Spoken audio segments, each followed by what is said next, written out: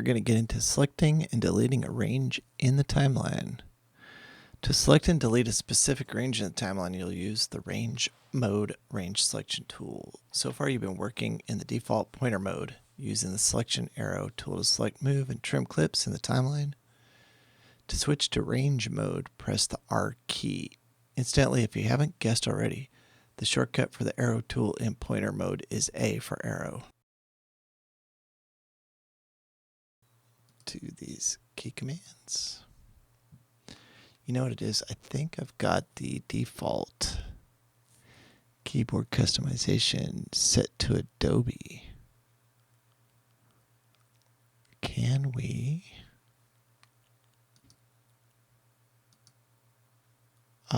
There we go. I forgot you can actually change it. You can change your keyboard shortcuts to go with different software. Let's go back to DaVinci. Say save. Close. Try A. Yep. R. Now the key commands are working properly. That's interesting. So check those settings out. If you enabled those or not, check them out now.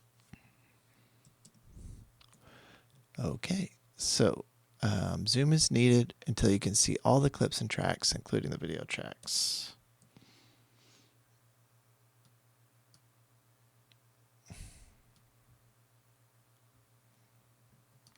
Shift Z.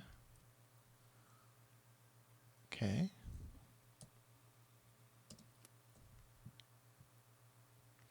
Move the playhead to the blue marker at 15:15.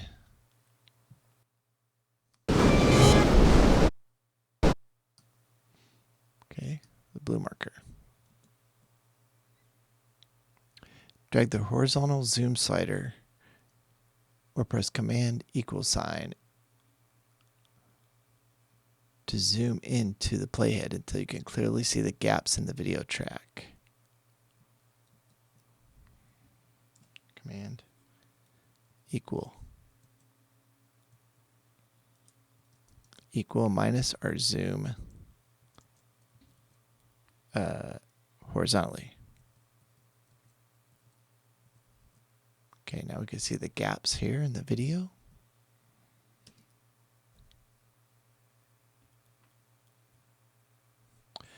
Drag the scroller at the bottom of the timeline as necessary to move the gaps to the middle of the timeline.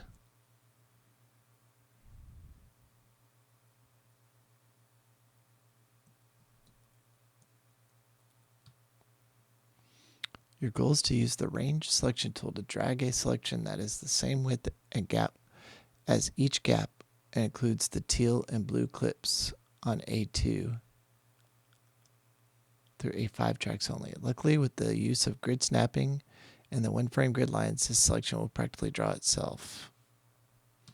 Using the range selection tool, drag from left to right directly below the gap in the video track, and then drag down until you include the clip in the A5 win track.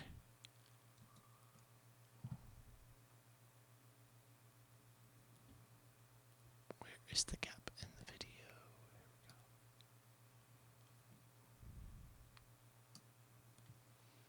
There we go. Okay, that's correct. The green bar in the ruler above the timeline indicates the in and out points of the range. Right here. You can also see the range's in and out points on the timecode display.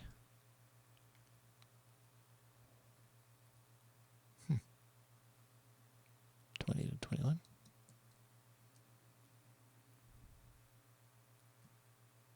You can now delete that selected range. Press delete.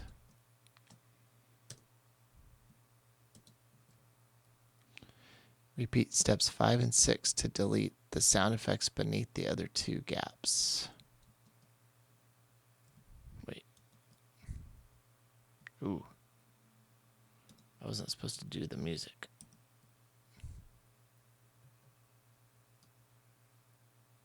Should just be there.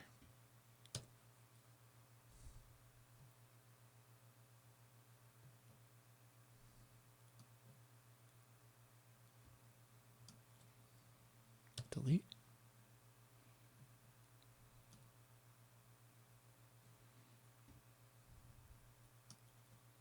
Delete.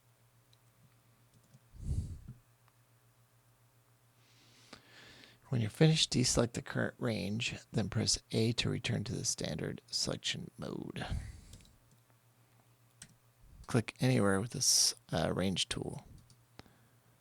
Oh, that's interesting. So if you have a range selected, range tool in the gray will deselect it. When you're finished, go back to the pointer tool or press A.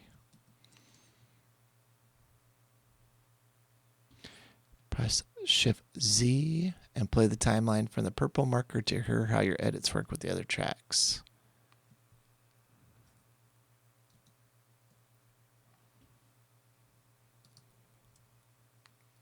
Shift Z. Purple.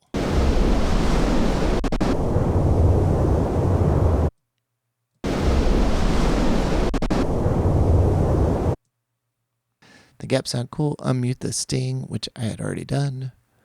Overall, the soundtrack's really working, but the stinger's dominant and possibly distracting before audio gaps and the soft hit effect.